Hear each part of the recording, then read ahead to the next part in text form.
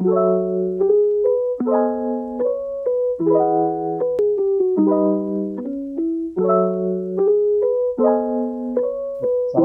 warahmatullahi wabarakatuh. Sahabat podcastku dimanapun Anda berada, senang sekali hari ini kita bisa ketemu lagi pada podcast Keluarga Utama. Lahirkan amal soleh di setiap peristiwa. Dan pada kesempatan hari ini telah hadir bersama kita sosok istimewa. Istimewa ya. Yaitu seorang amil perempuan. Jarang-jarang ada amil perempuan di keluarga besar BMT terutama ya. Langsung saja tidak berpanjang lebar, kita perkenalkan dan kita sapa ya, tamu kita pada podcast kali ini, yaitu Bu Indah Kusumas Tuti, benar ya? Baik, apa kabar Bu Indah? Alhamdulillah, waalaikumsalam warahmatullahi wabarakatuh. Baik, Bu Indah, senang sekali bisa hadir. Terima kasih sebelumnya, dan kita mau ngobrol-ngobrol saja ini nanti ya di podcast kali ini tentang apa yang selama ini Bu Indah sebagai amil kerjakan, dan bagaimana kemudian Bu Indah sebagai amil perempuan bisa mengatur sedemikian rupa ya supaya sukses semua di rumah, di kantor dan sebagainya. Baik, mungkin Bu Indah bisa kita mulai dulu nih. Bu Indah bisa sedikit cerita tentang awalnya Bu Indah bisa kemudian sampai sekarang menggeluti profesi amil ini.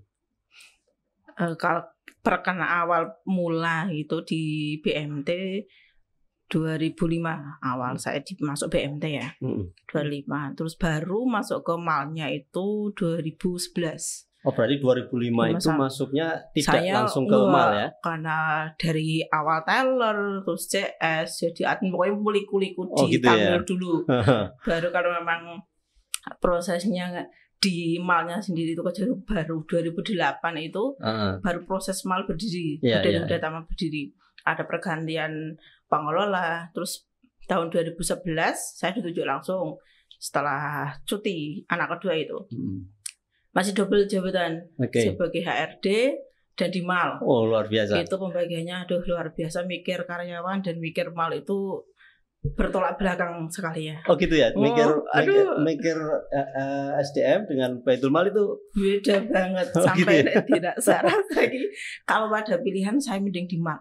Ya gitu? Benar, ternyata pengurus masa itu udah bilang, Mbak, nek di milih mana, mal atau HRD? Pak, saya mal saja. Ya sudah. Baru resminya itu 2013 lah. 2013 itu sudah perpindahan dan sudah menemukan untuk pengelola HRD-nya sendiri. Alhamdulillah sudah saya memutuskan di mal. Di Baitul Mal. Ya, sampai saat ini berarti sudah sejak 2013 ya di Baitul Mal. 8 tahun ini lah perjalanannya. Menarik tadi, saya menggarisbawahi apa nampaknya lebih oke nih di ngurusin Baitul Mal. Apa yang membuat Bu Indah lebih nyaman ya di Baitul Mal? Sosialnya ya Mas, mungkin karena jiwa saya itu nggak tegelan juga sih. Oh gitu. Kalau dipilih HRD itu mungkin bertolak belakang dengan hati saya sendiri ya. Kalau di mana tuh lihat orang yang minta-minta tuh ke kantor datang itu kadang tidak bisa menolak kadang itu. Gitu ya. Secara hati sendiri memang lebih seraknya, memang saya lebih cenderung ke mal ya, memang lebih terjun ke lapangan, melihat langsung keadaan orang itu lebih enak bagi saya sendiri. Terus nanti apalagi ketemu dengan orang yang doakan kita itu rasanya Masya Allah itu luar biasa. Bagi saya itu ini mungkin yang tidak bisa saya temukan di Tanwil gitu loh. Yang selama ini mungkin yang tidak ada yang mau di mal, ya ini sudah nggak masalah buat saya sendiri sih. Gitu ya. Oke, baik. Tapi sebenarnya baik di Tanwil maupun di mal kan niatan awalnya memang sebenarnya untuk membantu masyarakat ya. Memang ada pilihan-pilihan lah. Dan Bu Indah lebih nyaman di Baitul Mal. Oke, lalu kemudian karena sudah tadi mulai 2013 sampai 2021 cukup lama juga ya. Nah, bagaimana Bu Indah bisa kemudian tetap mengatur waktunya dengan baik ya, supaya kemudian prestasinya bagus di kantor, urusan rumah tentu saja sebagai seorang ibu tetap harus ada banyak hal yang diurus ya di rumah ya. Itu pengorbanan, pengaturan waktunya harus memang utama. Saya komunikasi dengan suami ya. Kalau dari awal memang harus mendukung, ya sudah dari kesepakatan awal. Kalau memang saya diperbolehkan untuk bekerja, apapun yang saya lakukan harus didukung. Dan alhamdulillah suami pun juga mendukung dengan setiap kegiatan. Adapun kegiatan apapun saya komunikasi. Ada acara seperti ini. Nanti ya sering dulu sebelum pandemi itu kan Ramadan yang hampir full setiap pekan mungkin enggak di rumah. Enggak di rumah ya. Iya, entah itu acara apa-apa itu enggak sampai diprotes ya tetap diprotes ya, tapi paling enggak komunikasi utama dengan suami dan anak itu yang utama. Terus paling enggak nanti saya ganti dengan yang lain ataupun ya paling enggak waktu yang dulu saya tidak ada bersama dengan anak saya ganti dengan yang lain itu. Baik, jadi selama menjalani profesi Amil ini ya alhamdulillah fine saja ya, baik-baik saja semuanya ya. Bisa artinya di kantor tetap bisa berprestasi, urusan di rumah tidak masalah gitu ya. Nah, memang di situ kelebihan yang harus tetap dipertahankan ya, terutama karena di Amil di BMT itu kedua sisi ini beda, enggak ada waktunya mungkin kalau dihitung itu ya di luar terus kan gitu ya. Baik. Nah, menurut Bu Indah apa sih apa ya yang perlu mungkin yang perlu dibagi ya kepada perempuan-perempuan di BMT lain atau di luar sana sehingga kemudian bisa tetap berprestasi di karir ya, berkarir dengan baik dan di rumah juga bisa harmonis gitu.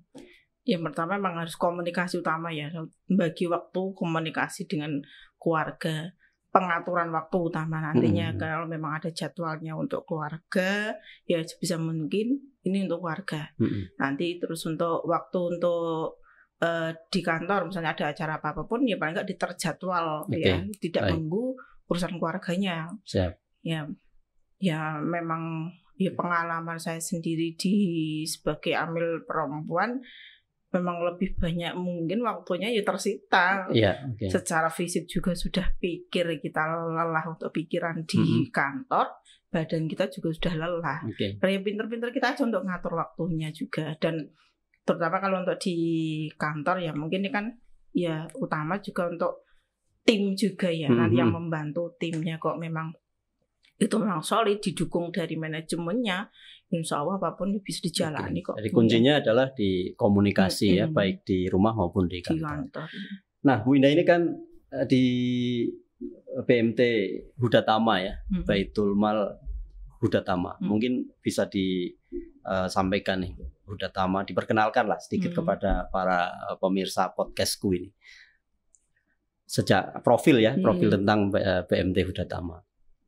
BMT-nya sendiri berdirinya 1998 ya. Awal berdiri itu 98.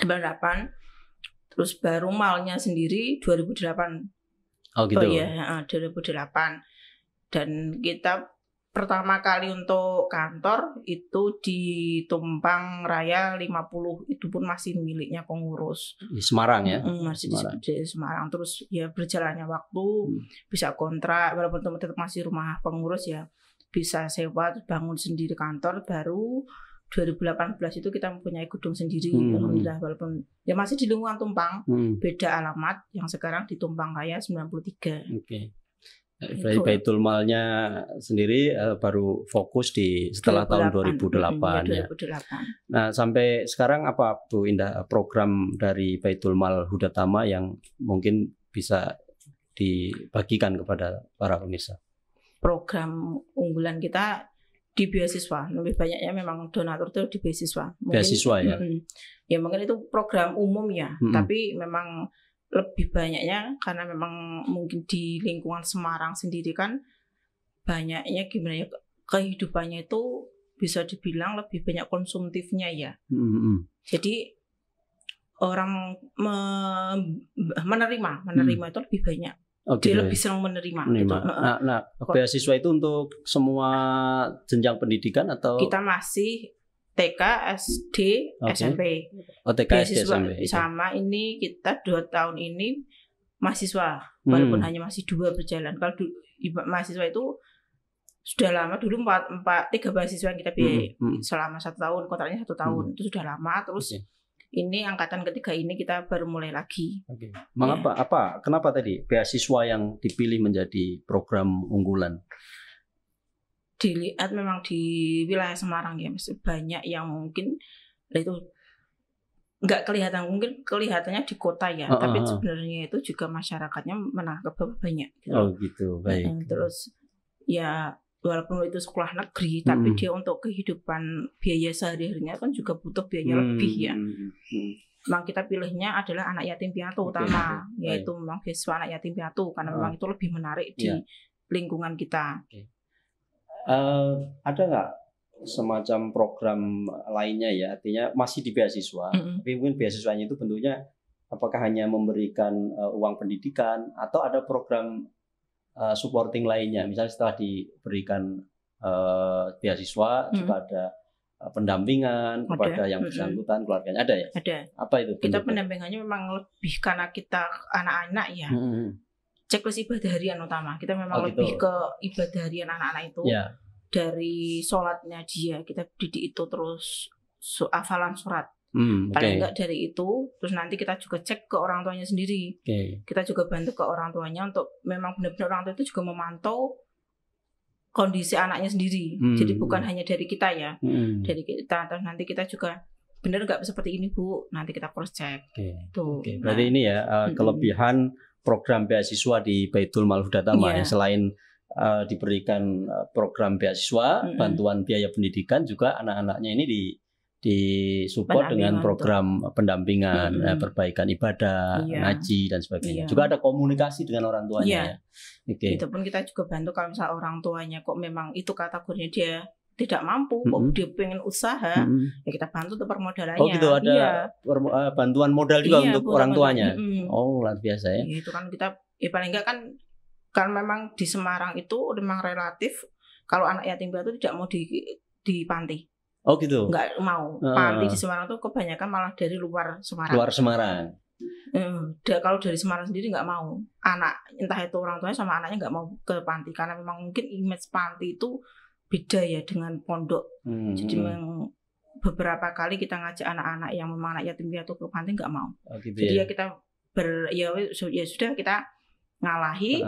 Orang tua tetap bisa bekerja dan anak, ya sudah kita bantu untuk permodalannya itu. Gitu. Baik-baik. Jadi beasiswa kepada anak-anak, tapi anak-anak ini masih berkumpul dengan orang tuanya. Ada pendampingan, baik pendidikan, ibadah gitu. Juga kalau ada orang tuanya membutuhkan bantuan ekonomi, ada modal bantu. Yang gitu. Nah, dari mana ini selama ini Bu Indah? Dananya gitu ya. Mungkin bisa disampaikan juga kan. Siapa tahu nanti malah banyak donatur yang masuk nih. Alhamdulillah ya. Alhamdulillah itu kita tuh ada donatur tetap. Oh gitu. Yang setiap bulan walaupun ya nilainya itu masuk bagi saya besar ya. Itu seorang dokter itu setiap bulan 2,5. Itu mesti rutin. Ditambah ada donatur-donatur yang dibantu dari yayasan. Masya Allah. Itu yang kenapa ikatan kita dengan ya kita mencoba untuk ya dari manajemen sudah mendukung ya. Alhamdulillah dari manajemen terus yayasan juga mendukung. Jadi saya lebih pendekatannya ke mereka. Ya alhamdulillah. Jadi kalau ada Bu ini terutama memang kita utamakan adalah karena satu yayasan dengan SD Al-Huda, TK Al-Huda, kita utamakan anak-anak itu. Bu ada ini misal ada tahun ajaran baru ada 20 orang yang membutuhkan Bu. Ada yang memang sudah backup, itu dari istrinya pengurus itu sudah siap dia, berapapun dia mungkin. Jadi ya alhamdulillah itu saya terbantu sekali. Jadi ya kalau ada bapak ya Bu ini ya sudah. Jadi walaupun itu tetap ada donatur luar loh ya. Tetap kan ada ya menerima, artinya Baitul Mal Huda-Tama juga mengajak masyarakat untuk bisa mensupport program tadi beasiswa tadi. Nah. Sejauh ini sudah berapa anak yang Ibu ini yang bisa mendapatkan beasiswa dari Huda-Tama? Kalau setiap itu kan kita jangka waktunya 1 bulan dari ajaran baru. Ini berarti Juli 2021 sampai nanti Juni 2022. kita memang batasi karena kita bagi jika di Semarang ya, wilayah Semarang kemarin itu yang yatim piatu ada 50. Oh 50 banyak juga ya? Iya. Itu dibantunya sesuai dengan biaya pendidikan? Enggak sih, enggak ya? Sesuai dengan kemampuan kita juga lihat. Ya kita kalau untuk SD itu 75.000 masih 75.000. Tapi memang kita khususkan setiap bulan itu ya? Iya. Setiap bulan, oke. Khususkan memang karena itu kita ada kerjasama dengan yang satu yayasan SD dan TK itu kita full untuk SPP-nya. SPP dari 160 sampai 250 gitu. Baik. Apa harapan Bu Indah ini sebagai amil ya yang juga punya program beasiswa kepada anak-anak ini yang diberikan beasiswa? Harapannya ya nantinya tetap anak-anak itu walaupun mungkin karena lahirnya dari keluarga yang yatim piatu ya dia tidak minder, punya harapan besar lah. Sehingga dia juga nantinya tetap jadi anak yang berbakti pada orang tuanya. Terus ya tidak putus dia nantinya belajarnya karena memang ada yang memang anak itu sudah minder duluan kalau dia gitu ya? Anak yatim piatu itu. Saya tertarik dengan bantuan ekonomi juga yang untuk orang tuanya. Itu ada programnya sendiri atau apapun yang mereka misalnya bisnis usahanya apapun gitu. Tergantung usahanya juga. Gitu, ya. Kan ada dua kita bentuk bantuan modal itu kan gerobak berkah. Itu berarti kalau dia sudah punya usaha memang di keliling, itu berarti kita bantu untuk permodalan di gerobaknya dan modalnya. Kalau dia kok hanya untuk di rumahan, berarti kita bantu kalau misal kelontong ya, kita bantu untuk modalnya ya kayak mungkin dia jualannya sembako ya sudah kita bantu untuk sembakonya. Kita lebih ke barang ya bukan ke uang. Ya, jadi bantuannya itu berupa komoditas usahanya itu. Iya. Karena pengalaman kalau kita bantu uang tidak dibelikan barang uangnya untuk usahanya habis. Bahkan malah ada yang dulu itu pertama kali masih saya jadi admin itu bantuan pertama kali ada 2 juta itu sampai ada yang katanya sampai beli perhiasan atau Masya Allah. Lah enggak balik ya sudah mau digawa lagi. Mungkin dia mau jualan perhiasan juga. Setelah itu orangnya pergi ya enggak sesuatu itu cerita ya. Bumbu-bumbu dari pengalaman ini ya seorang amil ya mencoba membantu ya tetapi justru gitu ya. Nah, Bu Indah, ke depan ada lagi nggak apa yang mungkin akan diinovasikan dari program Baitul Mal di Huda-Tama? Ini mungkin kita kan kalau program masih sama ya setahun, tapi mungkin lebih ke promosinya karena kita mengikuti untuk zamannya sekarang lebih ke medsos. Oh gitu. Nah itu mungkin lebih gencarnya kita itu dan mengikuti perkembangan zamannya. Jadi mungkin ya memang lebih keaktifan kita juga kan memang persaingan kalau medsos itu kalau nggak ada tenaga gitu ya agak susah juga sekarang. Nah, selama ini mungkin dengan cara apa menginformasikan kepada masyarakat tentang program-program Huda-Tama ini? Kita WA setiap hari ada WA khusus jadi ada WA group gitu. Bukan WA group tapi WA bisnis yang kita sharekan ke para donatur. Donatur. Jadi donatur sudah kita simpan nomornya dan donatur juga nyimpen nomor kita. Setiap pagi ada informasi apapun, entah itu nanti motivasi ataupun kita share ke donatur. Ya setiap hari itu kita ada. Nah kalau yang nerima beasiswa dapat pembinaan, orang tuanya dapat pembinaan, donaturnya dapat pembinaan nggak Bu Indah? Ini belum semuanya ya. Belum semuanya. Memang paling hanya kita kasihkan ya mungkin hanya sekedar itu ya informasi itu kan karena memang itu termasuknya kalau di Semarang itu ya agak susah gampang ya kalau tidak orang-orang yang tertentu mau didatangi itu ya nggak mau gitu loh. Kadang sampai sudah nggak apa-apa udah itu kalau memang ada yang ya sudah kita ya paling nggak kita silaturahim apapun ya kita bantu itu. Kuncinya di silaturahim tadi. Baik Bu Indah. Mungkin ini closing ya. Closing Bu Indah bisa menyampaikan harapan ya, baik untuk donatur, untuk penerima manfaat atau untuk masyarakat yang ingin Bu Indah sampaikan. Harapannya terutama dari saya ya untuk khusus untuk Baitul Muhdatama ya bisa semakin bisa membantu banyak orang. Amin, Untuk para amin. donatur juga kita berterima kasih sekali sudah dibantu, tanpa mereka pun ya kita tidak bisa melaksanakan program tersebut. Oke. Ya semoga kita tetap terus membawa keberkahan untuk semuanya dan selalu memberi manfaat untuk semua orang. Semuanya. Nah, Ya. spesial pesan untuk para penggerak Baitul Mal BMT dan LAS MKU, mungkin Bu Indah punya pesan khusus untuk mereka. Pesan khusus mungkin lebih ke niat ya, karena memang di mal itu beda dengan yang lain bagi saya ya. Oke. Kalau niatan memang kita mau terjun secara niatan memang kita lillahi ta'ala, yang insya Allah ada jalannya, apapun ada jalannya. Oke. Ya memang semua itu kan ya itu tetap dari niatan kita untuk bisa membantu, ya insya Allah ada jalan yang terbaik untuk kita. Oke, baik. Terima kasih sekali Bu Indah Sama-sama. atas sharingnya pada kesempatan hari ini. Semoga menginspirasi para pemirsa podcastku dimanapun Anda berada yang dapat menyimak podcast pada kesempatan kali ini. Dan saya mengucapkan terima kasih. Mohon maaf apabila ada kekurangan. Podcastku lahirkan amal soleh di setiap peristiwa. Assalamualaikum warahmatullahi wabarakatuh. Waalaikumsalam warahmatullahi wabarakatuh.